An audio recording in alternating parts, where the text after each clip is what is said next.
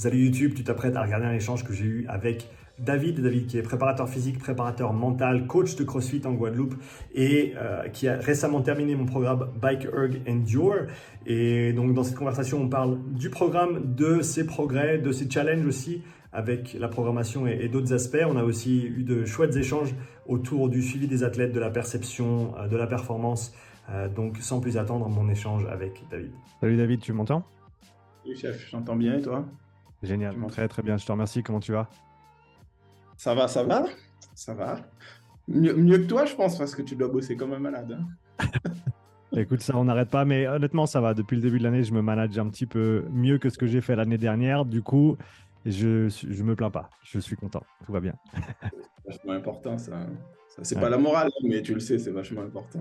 Non, y a pas plus important parce que c'est un peu comme avec l'entraînement, mais côté business, quoi. Donc, faut que j'applique un petit peu mieux ce que je prêche au niveau de l'entraînement, mais au niveau de ma vie personnelle et professionnelle aussi.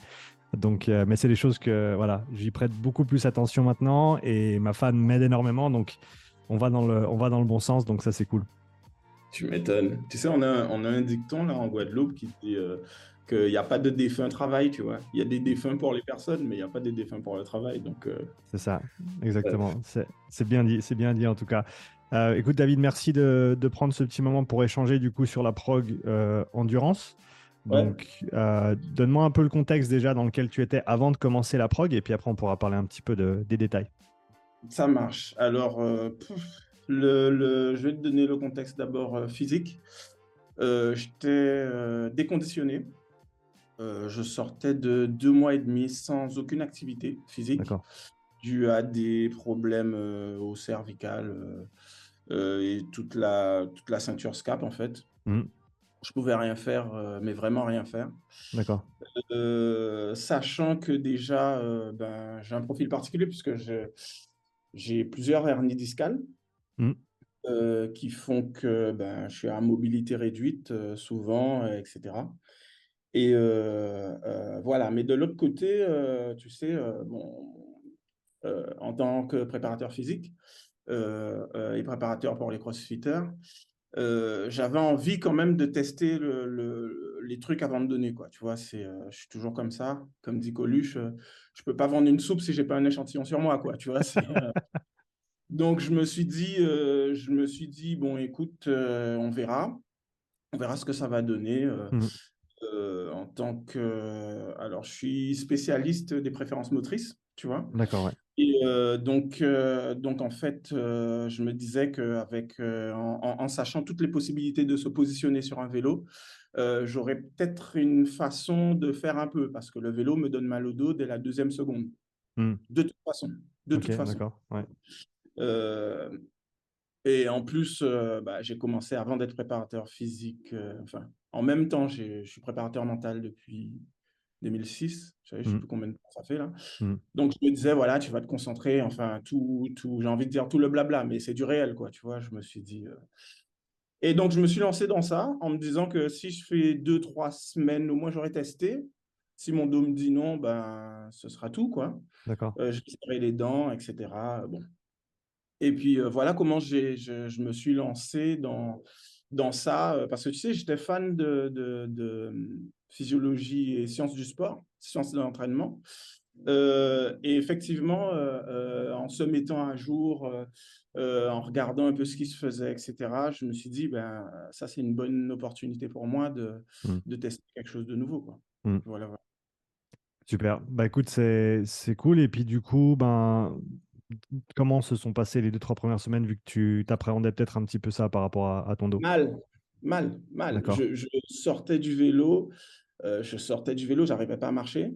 Donc, Mm, je sortais du vélo. Tu sais, un peu comme si tu rentres dans de l'eau froide, quoi. Je mets le premier pied au mm, sol, mm, j'attends un peu, je mets le mm, deuxième. Enfin, c'est vraiment. Je sortais du vélo mal. Donc, j'ai pris le test de 20 minutes, mm, puisque je n'étais même pas sûr d'être capable de le faire. mm, D'ailleurs, le test de 20 minutes, entre guillemets, s'est bien passé, mais j'étais à fond, quoi. Mes jambes ne répondaient pas. mm. Surtout la jambe gauche, tu sais, sur le PM5, tu as la possibilité de voir comment tu appuies sur Tu chacune des voyais la pédales. différence gauche et droite? Ah oui, oui, oui, bah, Ok, je regarde que intéressant. ça, hein. Mm, Clairement, clairement. mm. Mais je l'avais déjà depuis longtemps, puisque Ouais. entre guillemets, je passe les détails, mais entre guillemets, pendant une période, j'avais perdu l'usage de cette jambe gauche, tu vois. Ok. Donc, j'étais déjà au courant. Donc, les 2, 3 premières semaines se sont vraiment mal passées au niveau de la douleur, Mhm. mais elles sont passées quand même. Mhm. Tu vois. Donc, je me suis dit, bah, on en rajoute une, puis une, puis une, puis j'ai fait toute la prog en fait, hein. Et est-ce que ça s'est quand même amélioré au fur et à mesure ou tu as quand même dû batailler un petit peu au niveau de la douleur tout Terrible, le long? terrible. Alors, entre-temps, j'ai changé de kiné et j'ai une kiné qui m'a suivi avec une approche différente, en sachant que je faisais du bike. Mhm. Et, euh, et malgré tout, ben, je t'assure, c'est terrible.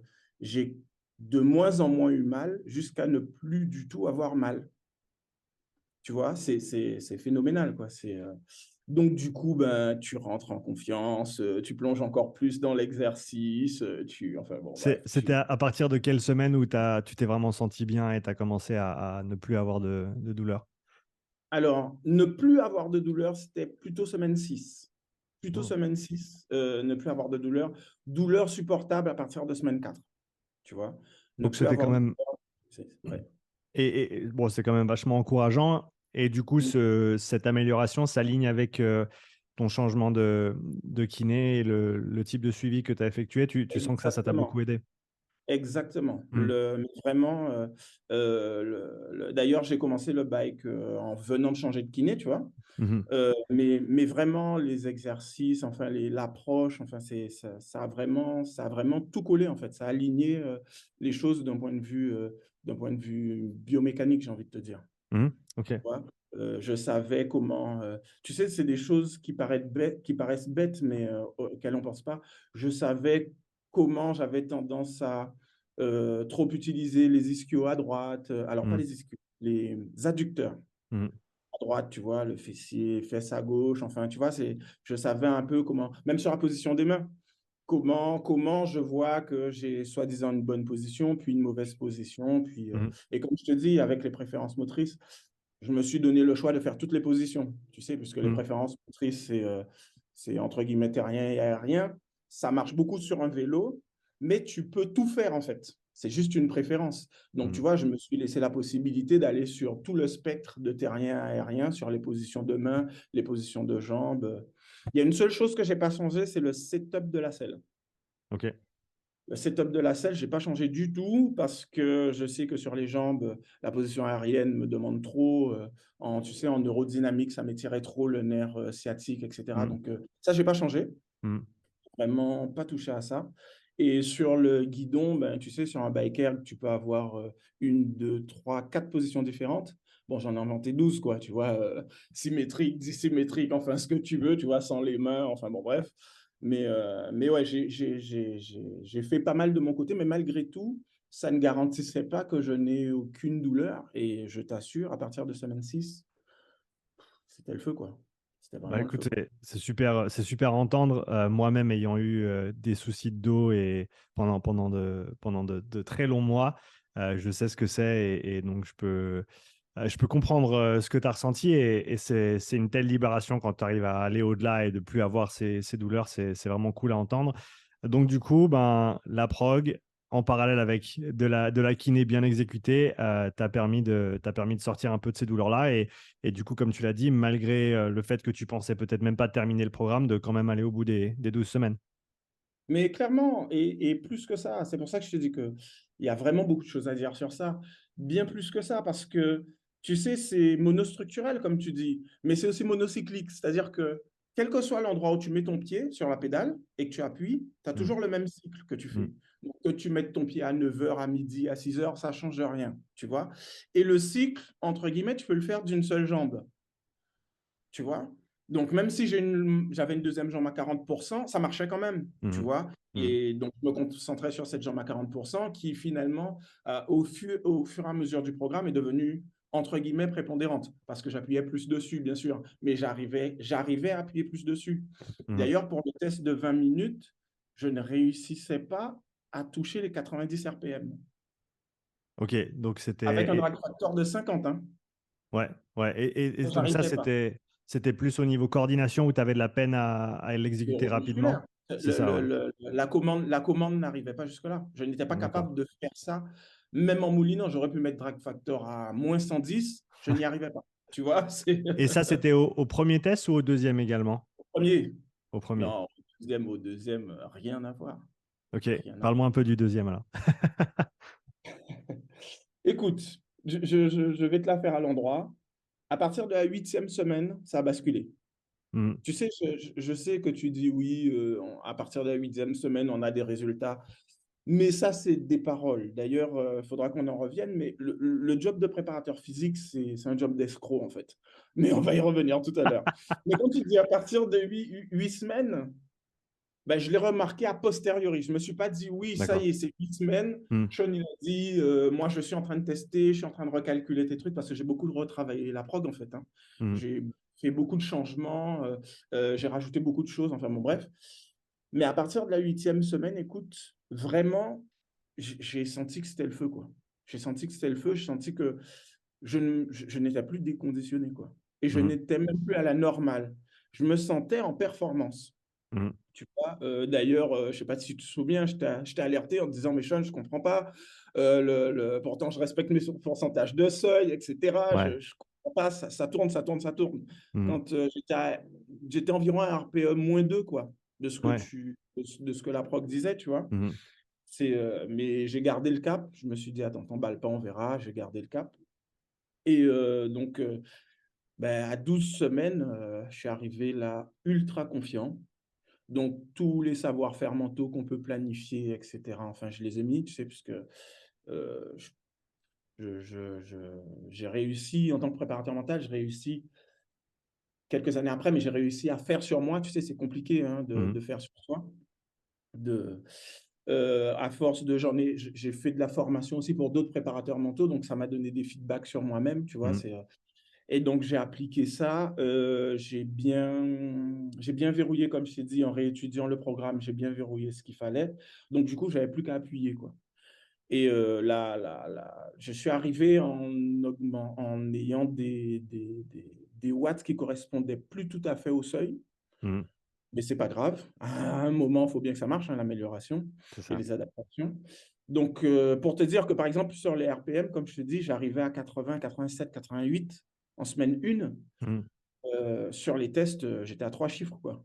hmm. Et, T'as réussi euh, à monter et, au-dessus de 100, ouais. ah oui, oui, mais vraiment, hein, sur le dernier bloc de 4 minutes, Hmm, je le finis en continuant à monter. Tu ouais, vois, je continue à monter, je continue à monter. Alors, encore une fois, merci, même si mentalement, tu te dis, ça y est, c'est la dernière minute, tu peux te suicider. Mais malgré tout, il faut que la commande, elle vienne, tu vois. c'est ça, ouais. Et la commande, elle venait. Tu Hmm. vois, la commande, elle venait vraiment, j'appuyais. D'ailleurs, quand j'ai fini le 4 minutes, oh, j'aurais pu faire 1 minute ou 2 de plus. Vraiment, alors là, je parlais plus du coup. Mais du coup, C'est, sans souci. c'est assez dur de calibrer son effort sur des périodes de temps aussi longues, hein, surtout quand, même si tu avais une référence à la base, et si si ça ne te dérange pas, on affichera tes résultats ensuite à l'écran. Ouais, vas-y, vas-y. Euh, Parce que tu avais un delta qui était quand même considérable entre le premier et le deuxième test. Du coup, c'est pas toujours évident de se dire, voilà, j'ai bien progressé, mais où est-ce que je peux réellement partir? Je veux pas partir trop haut parce que passer 20 minutes au rupteur, ça fait très très mal, si ce n'est aux Ouais. jambes, mais vraiment à la tête. Du coup, ouais, donc je vais juste afficher ça, comme ça on les a en visuel. Ce sera plus parlant. Donc, au premier test, tu avais fait 154 watts sur les 20 minutes, hein, c'est bien ça. Ouais. Et puis, voilà, c'est celui-là. Dis-moi si tu vois ce que je vois. Yes. Super. Donc 154 watts Attends, j'essaie de former quelques fenêtres qui sont en plein milieu. Voilà. 154 watts au premier et on est passé à 220 au Ouais. deuxième, c'est ça? Ouais. Donc voilà, gros progrès, hein. Donc bien joué à toi, David. On voit que ça fait 66 watts de plus, ce qui est considérable. Ça fait quoi ça fait presque ça fait du 16%, 17%, quelque chose comme ça, en pourcentage de watts du premier test, ce qui est très très considérable. Donc bien joué à toi là-dessus, hein. Plus que ça même, hein, regarde, puisque 154 watts et j'en ai gagné 56, donc ça fait presque un tiers, quoi. Ouais, ouais, c'est ça. Tu vois. Ouais, Donc ça ouais, ouais, fait c'est ça. 35 peut-être pour cent. C'est ouais, c'est considérable. Donc, bah, bien joué là-dessus. Et moi, ce qui me saute aux yeux également sur ta fiche ici, ta fiche de suivi, c'est ta fréquence cardiaque moyenne sur le test de zone 2. Donc, parle-nous un C'est- petit peu de cette étape-là. Écoute, je comprenais pas. Donc, en semaine 8, entre semaine 8 et 10, j'ai regardé un peu mon test et je me disais, mais dans les périodes où je faisais du zone 2B, zone 2C, je Mm. voyais que j'étais déjà à moins de BPM. Ouais. Je voyais que j'avais déjà progressé sur ça, tu vois. Mm, mm, Puis ensuite, comme je te dis, j'ai utilisé les savoir-faire mentaux de concentration, de retour au calme, de gestion du stress, qui, mine de rien, ont une action directe sur l'AFC, mm, clairement, tu vois. mm, Le fait de ne pas parler, puisqu'effectivement, au début, je voyais que je pouvais soutenir les efforts en parlant, mais je me suis dit, mais sans parler, ça doit être encore mieux. mm, Tu vois. Donc vraiment, tout ça mis en bout à bout, déjà, je gagnais en FC. Ensuite, comme tu dis, hein, je suis parti de déconditionner. Donc pour moi, j'allais arriver à juste conditionner. mm, J'allais pas pouvoir faire les trois paliers. Donc premier palier déconditionné, deuxième palier conditionné, troisième palier affûté, entre guillemets. mm. Mais c'est comme ça que je relativise le résultat. Je me dis, malgré tout, ben, même comme ça, c'est costaud, quoi. C'est costaud, tu vois. Ouais, C'est mais top. c'est tout à fait. Et c'est super intéressant de voir que, du coup, vu qu'elle est. Et on en reparlera, hein, tu m'as dit que tu as fait des modifs et on a parlé un petit peu de ça durant la prog, parce qu'on a pas mal échangé via Instagram notamment. Mais c'est un format qui peut fonctionner aussi, que tu commences avec de l'entraînement derrière ou pas, ou peu. Tu penses bien que je vais le tester, ça, maintenant que je suis conditionné. Bah, Je c'est pense ça, que je c'est vais que regarder si ça fonctionne. maintenant Pas tu es tout de en suite, forme parce et qu'il tu faut peux que je recalibrer cicatrise tout un ça. peu quand même, hein. Hein? Pas tout de suite, parce qu'il faut que je cicatrise un peu, hein. Les fesses, là. C'est ça, voilà, ouais. Faut s'habituer un petit peu au temps passé sur la selle. Mais en tout cas, Ah ouais. c'est des beaux progrès, autant sur les 20 minutes, autant sur l'heure et les BPM qui sont passés de 140 à en dessous de 110 à une allure constante sur. T'as fait quoi? T'as fait une heure, j'imagine, sur le. C'était Une 45 heure. minutes ou une heure, hein, c'est ça, ouais. Une heure. Une heure à 105 watts, donc c'est vraiment un beau résultat, un ressenti qui baisse de 8 à 6, donc on était un peu plus haut que la zone 2 sur ce 105 watts, mais ça reste un effort constant et de voir les BPM qui tombent de plus de 30 sur une heure, c'est vraiment énorme, donc bien joué à toi. Ouais, merci. Et tu sais, en fait, où je trouve que c'est énorme, c'est que, en fait, j'ai multiplié ça par 60 minutes. J'ai fait cette erreur-là, tu vois. J'ai multiplié mes 34 BPM par 60 minutes. Ça veut dire quoi? Ça veut dire que sur une heure, j'ai près de 2000 battements en moins. Et là, je me suis dit, ouais, c'est considérable quand même. C'est considérable, tu vois. C'est c'est Et- marrant, c'est une bonne manière de le voir. C'est quelque chose que j'utilise beaucoup quand je bossais pas mal en coaching privé. J'utilisais ça beaucoup comme quand quelqu'un était peut-être pas trop surpris d'une série qu'ils venaient de faire. J'aimais bien multiplier les charges par le nombre de reps qu'ils avaient fait. Ils ont fait, je sais pas, 3 fois 15, 45 fois le poids. Et tu leur dis, Ouais. ouais, tu viens de lever, là, dans les 5 dernières minutes, tu viens de lever tant de kilos ou tant de tonnes. Et ah ouais, ok, ça fait beaucoup, mais j'y ai jamais pensé en BPM multiplié par les minutes. C'est super intelligent, David. Ça, je vais te le Ah, piquer. mais je t'ai dit, moi, ce qu'on me reproche depuis que je suis ado, hein, c'est qu'on me donne quelque chose et pas je le upgrade parce que ça fait prétentieux, et c'est pas du tout ça, mais je trouve d'autres façons de le Mm, développer, ce truc-là, tu vois. mm, Donc, comme je t'ai dit, j'ai beaucoup travaillé sur cette prog, mais malgré tout, tu vois, il y a le fait que l'AFC baisse, mais il y a toutes les économies derrière. Rien que l'économie musculaire, de mm. cardiaque, hein, si tu veux. C'est ça. C'est pas juste la data pour la data, tu Mm, vois. Il y a beaucoup de choses derrière. Et ça, je me suis dit, mais c'est pour ça que je te dis que préparateur physique, c'est un métier d'escroc. Parce que c'est quoi un prépa physique? C'est quelqu'un qui va te lire l'avenir et qui va te raconter que des belles histoires. Mais il faut être prétentieux parce que tu viens là, oui, bonjour, en 12 semaines, tu es meilleur.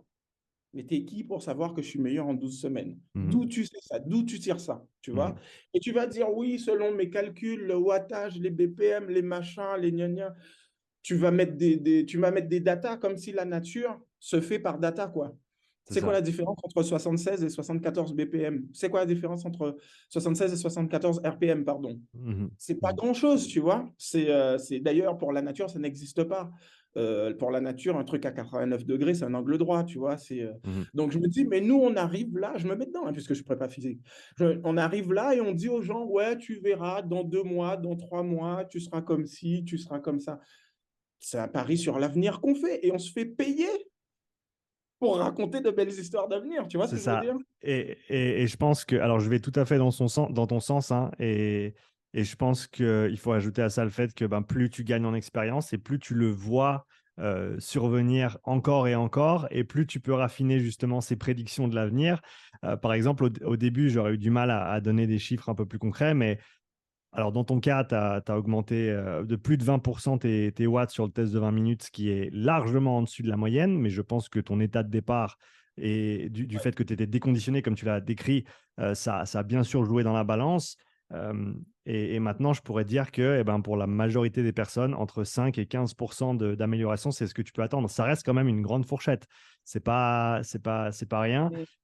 Et pour continuer un peu sur cette lancée que tu as engagée ici avec l'idée de la nature et de ce qui existe véritablement en dehors des chiffres qu'on impose sur des durées ou des distances arbitraires, euh, il y a cette idée aussi que c'est intéressant parce qu'il y a une grande partie des adaptations qui se font, notamment au travers de ce programme Endure, qui ne se manifestent pas nécessairement dans les datas non plus. Parce que j'ai eu des retours de gens qui ont amélioré de 4 ou 5% leurs 20 minutes. Donc tu pourrais dire, ah ouais, c'est plutôt sur la fourchette basse, c'est pas grand-chose.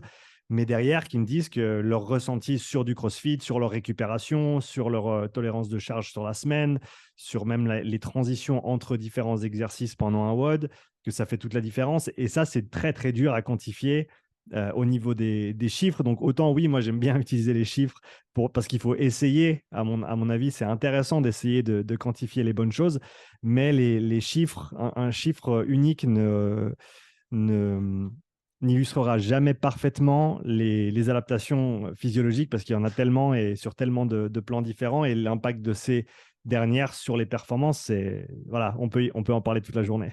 Ouais, mais c'est dur à quantifier, mais c'est semi-quantifiable quand même.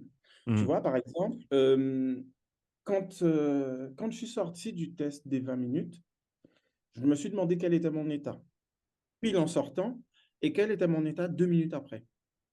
Tu vois? Donc mm, là, c'est 2 minutes, c'est quantifiable si tu veux. Après, le retour à la normale n'est pas quantifiable en interne, mais au moins, tu as le chrono en externe. Et je l'ai fait sur des gens à qui je fais faire ce programme. Et effectivement, par exemple, j'en ai une là, elle a fait tu sais, alors c'est pas le test, c'est juste avant le test, la semaine avant le test où tu as 3 blocs de 9 minutes et mm, après tu continues autant que tu peux, mm, tu vois. Elle se reconnaîtra, la pauvre. Elle en a bavé sur les 3 blocs de 3 minutes, de 9 minutes, mm. et après, le truc, c'est de faire 1 minute ou 2 minutes de plus. Elle a fait 47 minutes de plus. Elle était On lui peut-être un disait, peu, descends quoi. En lui elle disant, était, mais descends quoi. elle était Descends. peut-être un peu basse Oui, sur ben non, parce l'intensité. qu'elle morflait sur les 3 fois 9, Ah elle ouais. morflait. C'est un truc de fou. Je pense que c'est. Alors, avec un peu de recul, je me dis que c'est la différence entre l'endurance et la puissance. Mm, Je pense que les phases de puissance la faisaient morfler et les mm, phases d'endurance. Elle disait, oui, mais effectivement, c'est où je vois qu'elle est sous le seuil, qu'elle est devenue du coup sous le seuil. C'est qu'elle disait que finalement, elle est en train de récupérer. Au début, elle morflait, mm, mais en gardant ce rythme-là, elle est en train de récupérer. mm. OK, bon, il n'y a pas de souci. La semaine d'après, elle a fait le test des watts. OK, pas de souci, ça progresse. Après le test des watts, en moins de 10 minutes, elle me dit, bon, c'était vendredi, hein. Elle me dit, bon, j'ai envie de faire le 23,1 maintenant. Là, je dis, attends, pause, pause, pause, pause. Là, tu vois, c'est pas, je ne peux pas te donner de mesures chiffrées. Mm, Mais là, tu es obligé d'admettre mm, que ta récup entre des exercices et ton ressenti entre des exercices est tellement bien que mm, tu te sens fraîche pour aller faire un test. mm. Parce que c'est un test, le 23,1. C'est un test. Tu vois. Et c'est quelqu'un qui vient pas de débuter le CrossFit. Donc, tu vois, c'est quelqu'un qui connaît un peu les efforts, qui sait se Mm, mettre à la main. Donc, c'est pas quantifiable, mais c'est ça peut être vu avec un peu d'objectivité, si tu veux. C'est pas Oui, que du subjectif. les deux. C'est marrant, cette conversation subjective et objective, parce que au final, qu'est-ce qui est véritablement objectif? Est-ce que c'est les chiffres qu'on assigne à des choses, ou est-ce que c'est notre perception qui, au final, forme notre réalité, qui, au final, est objective? Ouais, ouais, ouais. Bon, je suis d'accord, hein, pour moi, c'est la perception, hein, comme je dis en prépa mentale, la visualisation mentale, ça vous paraît bizarre, mais quand vous rêvez qu'un chien vous course, Mhm. vous êtes en pleine visualisation mentale. Mhm. Pourtant, vous êtes couché, hein, vous êtes à l'horizontale. Quand vous vous levez, vous êtes en tachycardie, quoi. Mhm. Parce que c'est la réalité. Tant que tu t'es pas réveillé, pour ton cerveau, c'est la réalité. Tu vois, donc il n'y a pas de souci. On est sur des choses comme ça. Donc, c'est sûr que le ressenti, qui est soi-disant subjectif, en fait, pour moi, c'est plus une mesure interne, le RPE, et Mhm. pas, disons, subjectif en opposition à l'objectif. Non, on est Tu d'accord. De vois? toute façon, on en revient aux 3 P de Steven Seiler, qui nous parle de 3 P pour quantifier un effort donné, que ce soit sur un test ou sur un entraînement. On a la performance, la physiologie et la perception. Donc, on peut regarder, Mhm. par exemple, les watts, la fréquence cardiaque et le RPE, et ça te donne les 3 angles, les 3 points de vue, en fait, qui nous intéressent.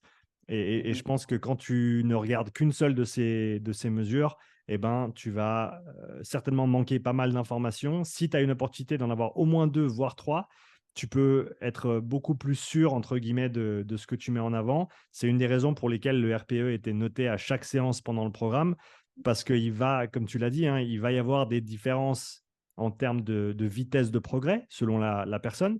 Et Mhm. ça, c'est difficile c'est impossible à prédire, et c'est difficile d'ajuster individuellement, si on sait qu'à la 8e semaine, peut-être que quelqu'un aura déjà bougé de 10-15% et quelqu'un d'autre de 5%. Et ben, comment est-ce que tu ajustes la suite? Et donc, c'est une des choses que j'ai employées, c'est le RPE, en disant, cette séance, tu devrais ressentir ça. Si tu ressens pas ça, c'est ce que moi j'avais planifié, peu importe les watts et autres, et ben, soit tu dois monter un peu, soit tu dois descendre un peu selon le RPE que je t'ai donné et selon toi ce que tu as ressenti, parce que ça nous permet malgré tout d'autoréguler un petit peu, tout en ayant cette perspective de, eh ben, on sait où on se trouve dans le programme et on sait où on veut aller sur 12 semaines, donc on arrive à ajuster un peu les choses. Mais tu sais, déjà dans le programme, l'expérience du RPE sur 12 semaines, elle augmente. La personne, c'est un C'est peu ça. mieux. Mais en plus, quand tu as des gens qui sont expérimentés, des trois P, enfin, le RPE, c'est le mieux, en fait. Si tu dois en Mhm. garder une, Mhm. Bien pour sûr, quelqu'un qui est expérimenté, hein, bien sûr. je ne parle pas du débutant. Si tu dois en garder une entre le wattage, l'AFC et le RPE, c'est le RPE, tu vois. Et d'ailleurs, je te fais une petite parenthèse. Euh, Tu vois, quand tu as des clientes, alors ça ne fait pas l'unanimité, mais c'est quand même vrai. Quand tu as des clientes, selon le moment où elles sont dans leur cycle menstruel, Mhm. le RPE, il est important. Tu Mhm. vois, tu as des fois, elles se sentent sans force et elles en ont comme d'habitude. Il y a des fois, elles se sentent sans force, elles en ont moins. Il y a des fois, elles se sentent sans force. Tu mets les barres, c'est toi qui charges, tu leur dis pas. Et tu remarques que bah, finalement, elles ont un peu plus de force, malgré le RPE. Mhm. Mais ça ne change pas le fait que ben, si tu as un RPE qui est trop haut, même si la personne, elle est plutôt pessimiste, l'expérience de l'exercice va faire qu'elle ne va pas se donner à 100%. Tu vois, je m'explique, la personne, elle se sent Mhm. faible, et ben, même si tu constates qu'elle a assez de force, vu qu'elle se sent faible, elle ne va pas se donner à 100%. Et c'est peut-être bien, hein, tu vois. Donc, selon le moment du cycle, le RPE devient plus important que la FCO, le wattage, tu vois. Et, Enfin, et selon pour, moi. et pour rebondir là-dessus, je dirais même qu'il y a aussi de grandes chances qu'un RPE plus haut pour une charge donnée ou pour un entraînement donné, dû au cycle menstruel ou autre, ait un impact plus conséquent sur la charge de la séance sur l'organisme. C'est-à-dire que si tu perçois que c'est plus dur que d'habitude, même si, entre guillemets, tu peux lever les mêmes charges, eh Ouais. ben, ça aura un impact plus important sur la fatigue et certainement sur la demande de récupération derrière. Et donc ça, c'est quelque chose à considérer aussi. Je suis tout à fait en ligne avec toi sur le fait que le RPE, c'est, à mon avis, le paramètre le plus ignoré ou le moins utilisé, le moins bien utilisé, parce que c'est cool d'avoir des données, c'est cool d'enregistrer des datas physio et de performance, mais ensuite, quand tu demandes à quelqu'un comment tu te sens, ils n'ont aucune idée parce qu'ils n'ont jamais pensé à à se dire, voilà, comment je me sens en interne, ma respiration, elle est comment, mes jambes sont comment. Mais je pense que c'est vraiment le facteur qui peut, et c'est un facteur pour toute personne qui souhaite être compétitive et qui souhaite continuer son développement athlétique. C'est vraiment un paramètre qu'il faut travailler, à mon avis, et c'est ce qu'ont très, très bien fait les Norvégiens en triathlon. Ils sont très connus pour toute la technologie qu'ils utilisent, mais au Ouais. final, ils ont utilisé ces outils au service de leur perception pour raffiner leur perception et leur permettre d'avoir un meilleur ressenti, tout en le basant dans un premier temps sur ces données que ce soit physiologiques ou de performance, et ensuite se dire, ben, sans ces mesures-là, je peux tout à fait fonctionner. Il me faut un chrono et c'est tout ce qu'il me faut. Après ça, je peux bosser. Mais tout à fait. Mais tu sais, par exemple, quand je fais les séances, des fois, j'ai pas le chrono. Je sais quand même, ça fait combien de temps. Ah, des fois, des fois, je suis pile à la seconde, des fois, je suis à 2, 3 secondes. Mhm. Tu vois, on enregistre des choses. Et à un moment, alors je le base sur le ressenti, hein, mais je sens que là, ça fait 3 minutes, là, ça fait 4 minutes, tu vois. Mais le RPE pour ceux qu'on coach, moi, je pense qu'on a notre part de responsabilité aussi. Parce que peu souvent, on commence par leur demander comment ils se sentent. Mhm. Si on le fait en fin de séance, pas après le premier exercice, ni le deuxième, ni, tu vois, on le fait de temps en temps. Et c'est nous, je dis nous, enfin, parce que je me mets dans la bande et que on est tous collègues, mais c'est nous qui disons, ah, t'es bien là. Ah ouais, aujourd'hui, tu es en forme. Tu vois, on prescrit un RPE en fait. Tu Mhm. vois, on dit, Ouais, mais ouais. tu vois, et je pense que ça, c'est du côté éducation, hein, mais je pense vraiment que là, on est épaté par une performance. On va tout de suite dire, ah, c'est super. Mais c'est super, c'est une affirmation. C'est pas je trouve que c'est super, ou là, ce serait un peu plus modéré, ou c'est Mhm. pas tiens, comment tu l'as senti celle-là. Tu vois? Donc, je Mhm. pense aussi qu'on a notre responsabilité, entre guillemets, du fait que le RPE soit pas suffisamment utilisé. Tout à fait. Et la seule situation où j'irai à l'encontre de ça, c'est dans une situation de performance. Dans un test, par exemple. Une chose que j'ai lue dans le manuel d'entraînement de Niels van der Poel, j'avais fait une vidéo à ce sujet il y a un petit moment pour ceux qui sont intéressés, c'est le fait que durant un test, durant une séance qui était très très dure, son coach, il voulait pas entendre de son coach pédale plus fort, continue à appuyer, parce que ça veut dire que tu pédales potentiellement pas assez fort et que tu n'appuies pas assez fort non plus. Et lui, il disait ce que moi je veux entendre, c'est vas-y, tu es bien là, continue comme ça, là c'est super, continue parce que tu fais exactement ce qu'il faut. Et c'est quelque chose que j'ai vraiment pris à 100% et que j'applique dans les tests d'effort, par exemple. Parce que quand tu es sur le dernier palier, en général, ça va piquer dur et il va falloir aller chercher loin. Et donc, les mots, c'est toujours des affirmations positives en confortant la personne, entre guillemets, en lui disant que c'est très, très bien, tu fais exactement ce qu'il faut, continue comme ça, c'est super, sans jamais dire vas-y, plus fort ou pousse plus ou vas-y, continue, ah, encore tant de temps, pour essayer véritablement de, malgré le fait que oui, ce soit un input externe, Ouais. ça reste que, à mon avis, ça va être les mots les moins biaisés qui vont permettre à la personne de se sentir le mieux possible, même si c'est une situation très inconfortable, et de performer du mieux possible sans leur mettre de doute en disant ah non, peut-être que je pousse pas assez fort, etc. Mais c'est la première chose quand j'ai en formation de préparation mentale, quand j'ai des coachs, pas des athlètes, hein, des coachs, c'est la première chose que je fais, la Mhm, communication. mhm, Comment mhm, les feedbacks. Il faut que tu saches ce qui est important et efficace pour l'athlète. Et il faut lui donner les deux. Parce qu'il y a des fois, l'athlète veut être réconforté, mais le réconfort garde dans la zone de confort des fois. mhm. Des fois, il faut mettre des coups de pied aux fesses, tu vois. C'est Et c'est ça. ça, c'est discuter avec l'athlète, ressentir l'athlète, tester, c'est toujours essai-erreur, tester pour voir ce dont l'athlète a besoin. Et ce dont l'athlète a besoin, c'est pas forcément la même chose au début qu'au milieu ou à la fin de l'exercice. Non. Tu vois, effectivement, en situation de performance, les feedbacks doivent être de performance. Tu vois, et bon, moi, j'ai un peu pris du recul maintenant, mais avant, j'étais entraîneur de judo, de compétiteur.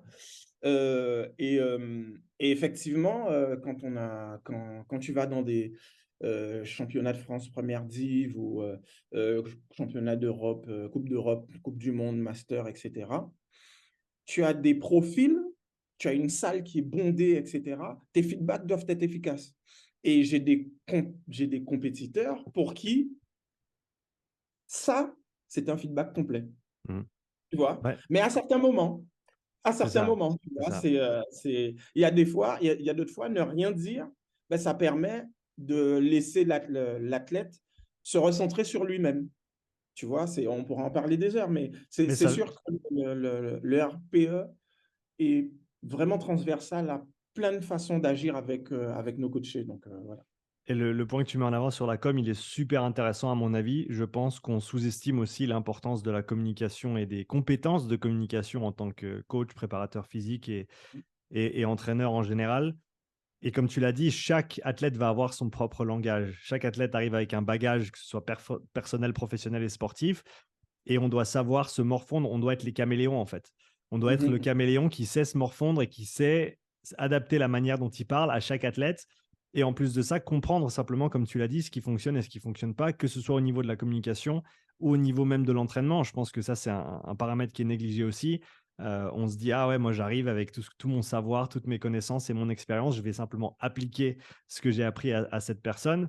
En tout cas, moi je sais que je peux.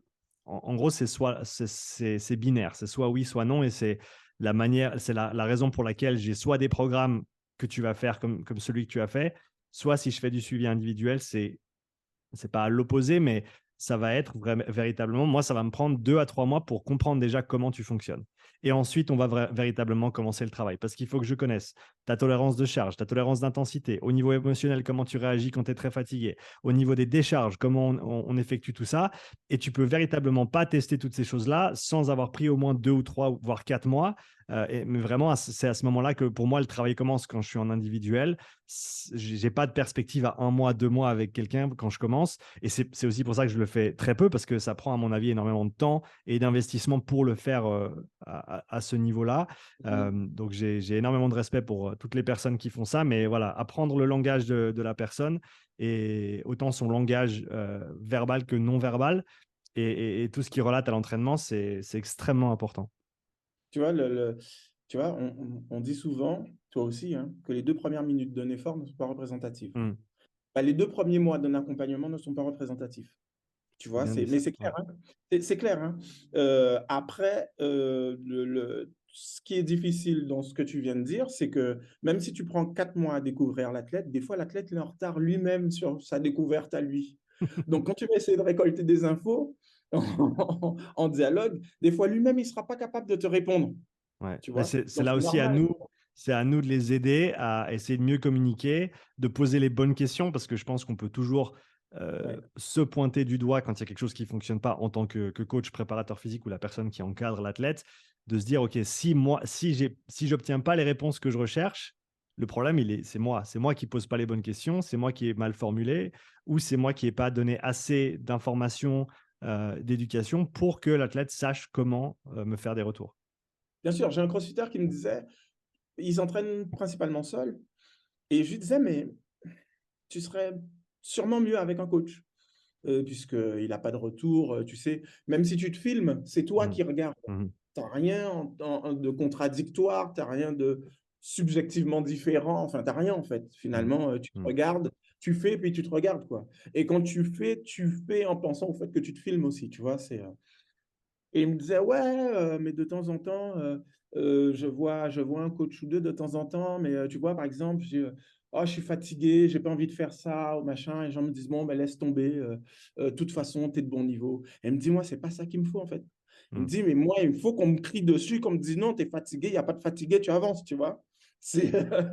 mais ça, tu sais, ça, en one-on-one, ça se fait, en face-to-face. Mhm. Mais quand il y a du monde autour, tu sais, des fois, les gens, ils te regardent, ils disent, mais c'est qui ce coach? Ah là là, mais il est violent. Alors qu'ils ne se disent pas que professionnellement, tu es en train de répondre à une demande et à une demande efficace. Mhm. Parce que si la personne te demande ça et ça ne l'aide pas, tu ne vas pas le faire, tu vois. Mhm. Mais c'est pour ça que je te dis que cette histoire de RPE et de communication, enfin, le RPE emmène à la communication et la communication emmène à plein de trucs. Et c'est super. De toute façon, les sciences de l'entraînement évoluent. Donc, C'est ça. moi, j'ai hâte de voir comment ce sera dans 10 ans.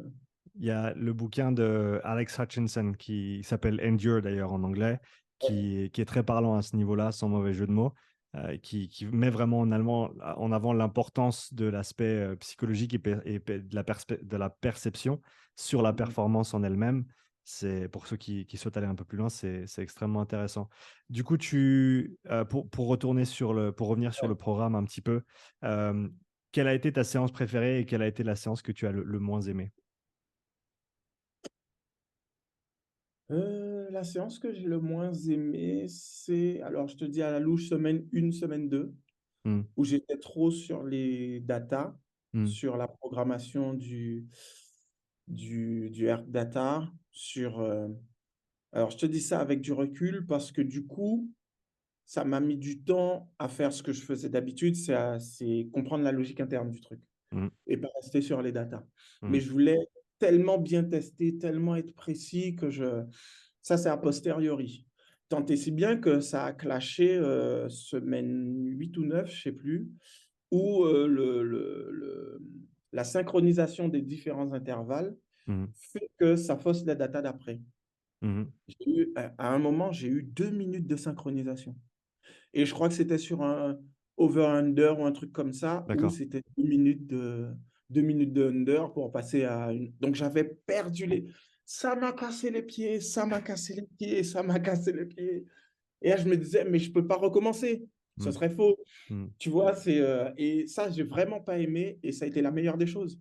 Puisque hmm, du coup, comme je te dis, dans les adaptations que j'ai faites, je n'ai plus raisonné en termes de air data. Même si hmm. je mettais mon pad à côté, etc., j'ai plus raisonné comme ça. Et tu le dis dès le début, hein. Tu le dis que le minimum, c'est FC, test 1 et retest. Ça, tu en as besoin. Et sinon, RPM Watt. Donc, tu vois, je n'avais pas besoin, c'est dit, tu n'as pas besoin tout le temps d'être derrière la data. Mmh, Mais mmh, tu sais, très, très appliqué que j'ai essayé d'être, mmh. etc. Et du coup, ça a été très bien parce que ce que j'ai fait, c'est que j'ai changé la donne. J'ai transcrit les séances en time. Ouais. Donc, de 0 à 3 minutes 30, tu as tant de RPM. Mmh, De 3 minutes 30 à 5 minutes 30, tu as tant de mmh. RPM, etc., etc. Ça, c'est pour l'échauffement. Ensuite, j'ai fait des blocs Ouais. sur le conditioning lui-même, tu vois. Et donc, je mets un chrono. Cette fois, c'est un chrono montant parce que tu sais, sur la programmation, c'est un timer, je ne sais pas comment on dit, c'est un compte à rebours. Mmh, Tu vois, c'est un compte à rebours. Là, c'est un chrono montant, je l'ai mis en chrono montant. Comme ça, je me suis dit, tu te mets le nez dans le guidon et quand tu ne sais pas où tu es, tu regardes sur ton tableau. D'ailleurs, je t'ai mmh. fait une photo, je ne l'ai pas envoyée. Je t'ai fait une photo où je mets un grand tableau à Ouais, terre ouais, devant le bike. Comme ça, quand je suis sur le bike, je le vois. ouais. Tu vois, je vois ce qu'il y a C'est bien écrit. pensé. Tu vois. Ouais. Et du coup, tu regardes le time, tu dis là, je suis à 17 minutes 32 secondes, je sais pas moi, et tu regardes direct, tu sais dans quelle fourchette tu es, tu sais si tu es dans le bon wattage ou dans le bon RPM, tu vois. Mmh, Donc, comme ça, tu poses ton cerveau. Tu n'as plus à réfléchir. Tu vois, et moi qui, des fois, réfléchis trop, tu vois, ça, c'était très bien. Et du coup, je n'ai fait que ça. mmh. Et j'ai effectivement des gens qui ont commencé avec le programme et qui ont été gênés de la bascule d'écrire sur le time. Mais si tu as les deux, mais si tu as un bug sur ta data, au moins il n'y a pas de bug sur un chrono, Moi, je sais quoi faire. tu Ouais. sais où tu en es, tu vois. Et du coup, tu ne cherches plus non plus à calculer, bon, combien de temps il me reste pour faire de la récup active, etc. Tu vois, tu as le chrono qui déroule, Pas le tu vois. chrono complet, ouais. Donc ça, je l'ai changé, tu vois. Mmh, Ça, je l'ai changé. Alors, je ne peux pas dire que c'est une amélioration. C'est une adaptation, tu vois, qui m'a vachement aidé à prendre du recul sur cette séance dont tu me parlais, que j'ai ouais. le moins aimé. Et celle que j'ai le plus aimée, c'est vraiment la séance où tu pars au challenge, tu essaies de faire 1 minute de plus, 2 minutes de plus, enfin la semaine 11, quoi. Mmh. Et là, je me suis arrêté à 60 minutes parce que c'est une séance de 60 minutes. D'accord. J'aurais pu continuer, tu vois. Alors, j'aurais pas pu continuer un quart d'heure. Par Ouais. contre, j'étais sur la fin. Il me restait 1 ou 2 minutes à l'arrache dans les pattes, mais j'aurais pas pu continuer énorme, tu vois. Donc, Mmh, je me suis dit que c'est représentatif. Mais j'ai beaucoup aimé ça parce que là, je l'ai segmenté. J'ai dit, on a l'échauffement, ça, c'est la santé. On n'y touche pas, c'est la santé. Tu fais bien ton échauffement. Si entre ton échauffement et le conditioning, tu mets 1 minute, c'est pas grave. S'il faut que tu ailles aux toilettes ou je sais mmh. pas Bien quoi, sûr. c'est pas grave. Après, tu fais le conditioning pleine balle. Tu sais, petite parenthèse, en fait, j'avais fait ça avec des gendarmes que je préparais au test d'entrée au GIGN Mmh, et j'avais segmenté les tests comme ça, tu ouais. vois. Pour eux, j'avais segmenté pour les tests éliminatoires, les tests physiques. important, mais pas si important que ça. Tu vois, par Mm, exemple, ils avaient un test de ce temps-là où ils faisaient 120 secondes max abdos, tu sais, mm. sur les pieds bloqués au mur, tu vois. Ouais. Ils disaient, si tu fais 100 abdos, ils vont te dire, bof, c'est bien. Mais ça, ils seront t'entraîner à faire 120 abdos, 120 secondes. C'est pas Mm, éliminatoire, tu mm, vois. Donc, j'avais segmenté comme ça tout ce qui était éliminatoire et j'avais plus préparé ce qui était éliminatoire mm, et un peu moins préparé ce qui était, un peu moins, parce que beaucoup quand même, ce qui était de l'ordre du classement, tu vois. Eh mm, ben, je me suis mis ça en tête et je me suis dit, là, le conditioning, c'est ça la cible. mm, Donc, tu t'éclates sur le conditioning, t'éclater, pas s'amuser, hein, t'éclater, tu vas dans le mur, quoi. Et après le conditioning, il y a, on ne sait pas, 1 minute, 2 minutes, tu sais, un peu comme je dis quand je fais les classes régulières de CrossFit, je dis un Tabata, pour moi, c'est une rep en 20 secondes minimum. C'est ça le contrat. Après, mm, tu fais ce que tu peux, tu as un pace si tu sais faire sur les 8 tours, etc. Mais une rep minimum, tu vois. Ben mm. ça, je me suis mis ça en tête et je me suis dit 1 minute minimum. Et là, on écrit l'histoire, on part à l'aventure. Tu vois, ça fait un peu scénarisé, mais c'est exactement ça. Je me suis dit, une fois que tu as bien fait ton échauffement, une fois que tu as fini ton conditioning, tu pars à l'aventure. Mm.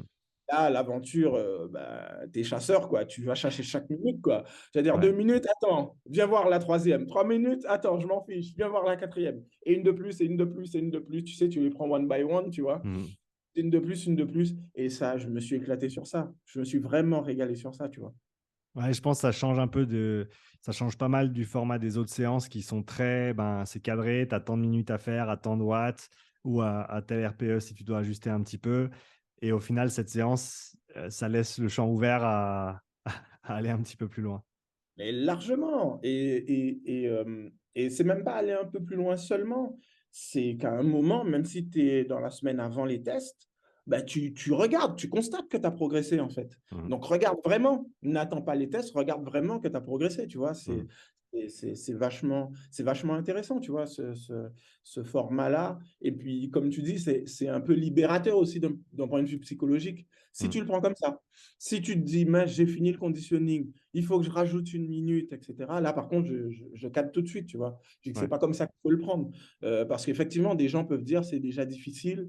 L'autre, il me dit, jusqu'à ce que mort s'en suive, je peux pas, tu vois. Ça peut être pris, ça peut être subi aussi, tu vois. Et il faut pas le Mm, subir, il faut être mm. actif. Super. Bah écoute, David, j'apprécie le fait que tu aies pris autant de temps pour me faire tous ces retours sur le programme et j'ai vraiment apprécié notre chouette petite discussion. Est-ce que tu avais d'autres commentaires ou autre chose que tu voulais rajouter sur tout ça? Ouais.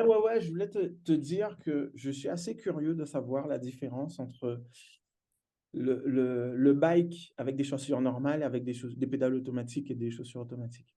Ouais, avec des clips. Alors, Ouais, il va y je me avoir, suis beaucoup posé la question.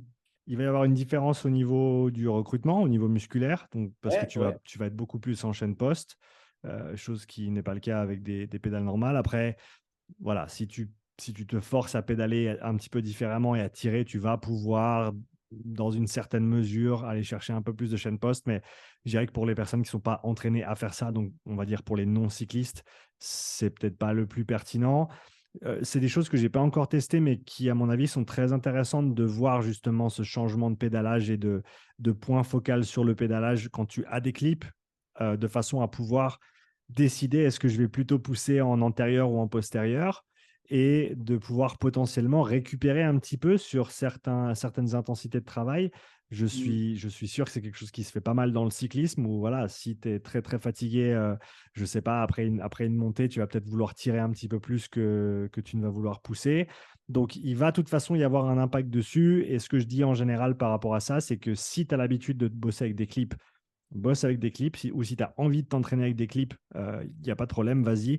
Il y aura certainement un rendu de puissance qui sera légèrement plus élevé, surtout si tu sais bien les utiliser. Mais après, on peut aussi partir dans des considérations techniques en termes de coups de pédale, technique de pédalage, etc., qui vont un peu plus loin que l'intention du programme à ce stade-là.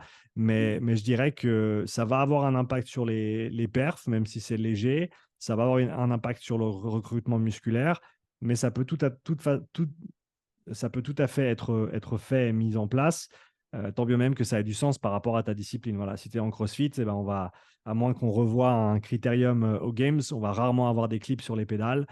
Mais après, c'est une compétence de plus. Et à mon avis, comme crossfitter, ça peut pas faire de mal d'aller chercher dans les autres disciplines, d'aller s'éduquer et améliorer ses compétences, que ce soit athlétique ou technique dans d'autres sports. Donc pourquoi pas mettre des clips, chausser les chaussures et puis aller faire un tour en vélo quand il commence à faire beau dehors de nouveau. Je pense que ça peut être intéressant. Et après, sur le vélo intérieur, je connais des gars qui le font, hein. Clint, qui a fait beaucoup de vélo pendant la pandémie notamment, et qui, lui, bossait toujours avec des clips. Du coup, il emmenait ses pédales et ses chaussures partout. Comme ça, il avait juste à changer les pédales. Ce qui est assez rapide, d'ailleurs. Je le fais quand je fais des tests avec des cyclistes. On enlève les pédales du bike erg, on met leurs pédales à eux, ils clippent leurs chaussures, et puis c'est parti. Donc, je pense que pour ça, le bike erg, c'est une bonne modalité. Et pour revenir à ta question initiale, oui, il y a des différences et ça peut être intéressant, sans non plus que ce soit la chose à faire pour tout le monde, quoi. Tu sais, parce que, comme tu disais, la chaîne post et la chaîne antérieure, ben, quand l'une fatigue, l'autre prend le relais. Ça, on a ce phénomène-là qui est étudié justement dans les préférences motrices, tu vois. Donc, tu as déjà ça. Alors que quand tu n'as pas l'éclipse, ben, tu peux que pousser sur la pédale. Mhm. Même si tu utilises… Alors que quand tu as les pédaliers automatiques, tes, tes muscles qui te permettent de fermer la hanche, tes fléchisseurs de hanche, te permettent de remonter la pédale, tu vois. Mhm. Alors que quand tu n'as pas ça, je l'ai fait, hein, tu remontes et ton pied il décolle de la pédale puisqu'il n'y a rien, mais ça ne remonte pas la pédale, ça ne Ouais. l'attire pas vers le Mhm. haut. D'ailleurs, j'utilisais cette technique à un moment, je remontais pour réappuyer quand il me manquait 2-3 watts ou 2-3 RPM, tu vois. Et effectivement, instantanément, ça faisait les RPM monter. Mhm. Tu vois, le fait de décoller, de réappuyer. Mais je me disais, voilà, quand tu tires, tu as la chaîne poste, mais tu as aussi les fléchisseurs de hanche qui te permettent de remonter le genou. Mhm. Et là, je me dis, si dans ça, ça permet à l'organisme de récupérer un peu, donc tu as une chaîne fatiguée, tu passes sur l'autre chaîne, etc., ça peut changer quelque chose, tu vois. Mhm. Mais du coup, j'en sais rien puisque j'ai tout fait sans pédalier Ouais. automatique, tu vois. Bah non, non, je pense que ça va changer quelque chose. Encore une fois, tant bien même que tu saches comment l'appliquer. Et après, avoir le transfert sur ton activité principale. Mais encore une fois, je ne pense pas que ce soit délétère pour un crossfitter de s'entraîner sur certaines des séances, ou même la plupart des séances s'il fait beaucoup de vélo, avec des clips. Je ne pense pas que ce soit délétère parce que tu vas retourner sur le vélo sans clip. Et oui, ce sera un petit peu bizarre, mais voilà, il faut simplement le faire de temps en temps. Et il ne faut pas se dire, je vais faire une année d'entraînement seulement avec des clips. Enfin, je pense que dans ces discussions-là, on a toujours tendance à partir dans les extrêmes, se dire, ouais, mais si je fais que avec des clips, ben non, fais pas que avec des clips. Mais si tu veux t'entraîner avec des clips quand tu es à la maison parce que tu as un back erg et puis tu as des chaussures et tu veux le faire comme ça, par contre, quand tu vas à la boxe, utilise un vélo normal, ça fera de mal à personne. Non, mais alors je parle de changer quelque chose, mais pas dans les adaptations, hein. Hmm. Pas dans pas dans la cible du programme, hein. Je parle vraiment de vécu, de technique, Ouais, ouais, comme bien tu dis. sûr. Ouais.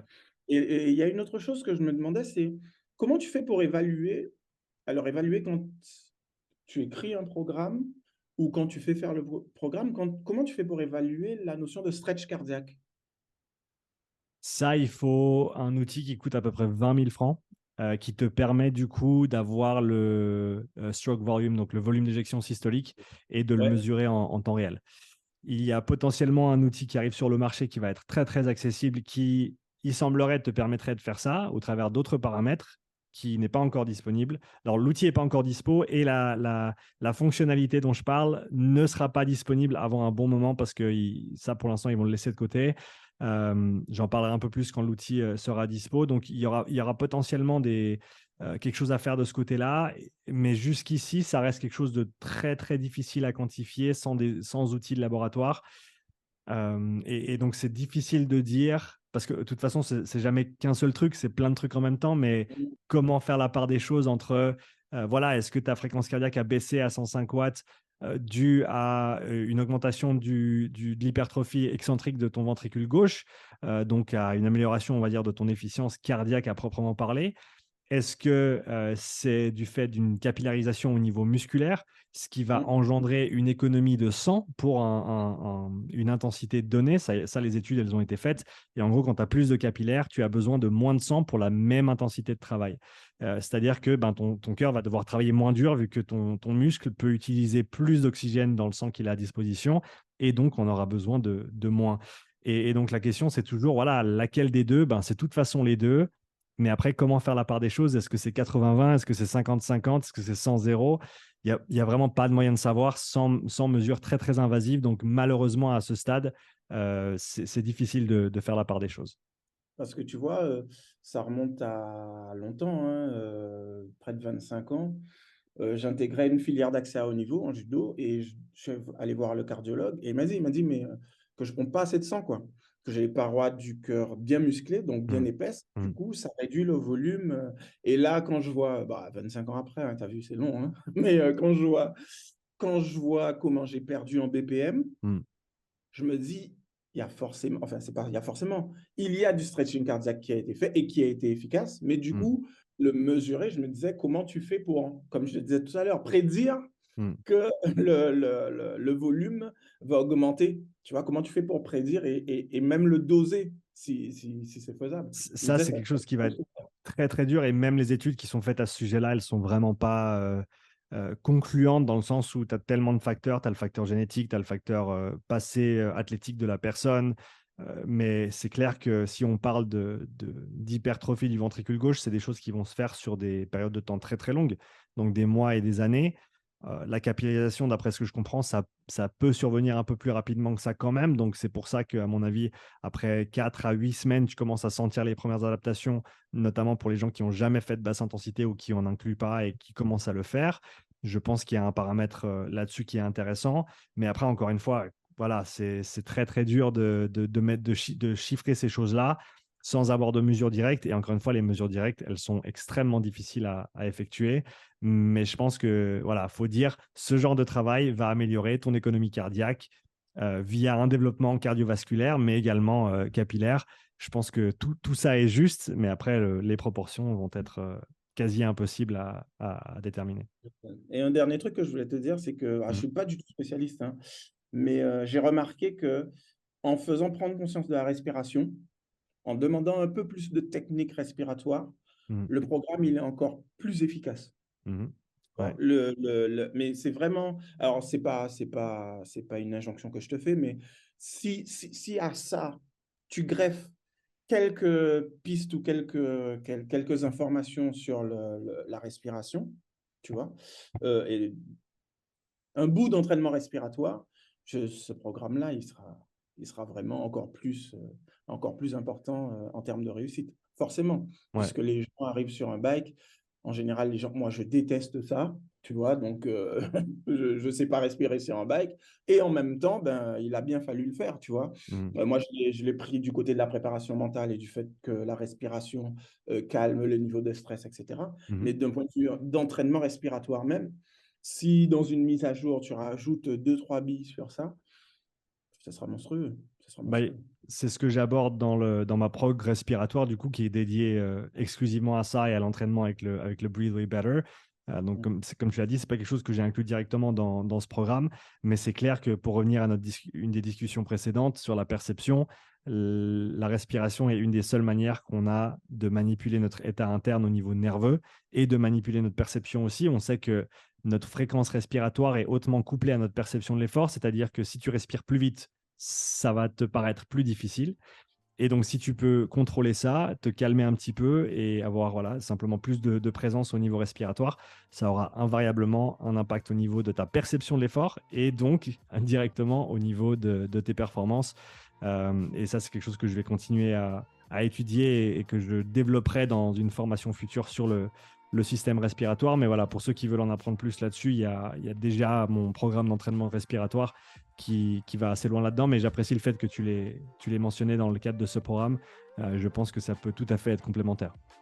Bien sûr, quand tu cherches à remplir tes poumons à 100% alors que c'est pas forcément ce qu'il faut faire à ce moment-là ou c'est pas forcément efficace, tu vois. Ça, c'est intéressant de le savoir. Mhm. Puisque, tu sais, quand tu es sur le vélo, tu as possibilité de te redresser. Donc, bon, je te donne du travail, mais bon, c'est un problème. C'est ça, c'est ça. Bah, en tout cas, David, c'était Merci. vraiment un plaisir d'échanger avec toi aujourd'hui. Merci Ouais, d'avoir pris le temps et pour tous tes retours précieux. Bravo pour tes progrès. Je me réjouis de voir ce que tu fais quand tu relances le programme une deuxième fois dans, dans non, je quelques vais faire semaines. power là. Je vais faire power là. Tu vas faire power? Ok. Ouais, il Bah, faut que cicatrise avant, hein. ouais, c'est ça. Bon, cicatrice des Wingate et puis ensuite, quand tu reviendras sur le Endure, on en rediscutera pour la deuxième phase. Pas de souci. Allez, bon Super. courage à toi. Un grand merci à toi et belle journée. Hein. J'espère que cette heure en Guadeloupe t'a fait du bien. Elle m'a fait énormément de bien. C'était un plaisir de parler avec toi, David. Prends soin de toi Allez, et bon. bonne chance avec Power. Merci. Bye. Salut.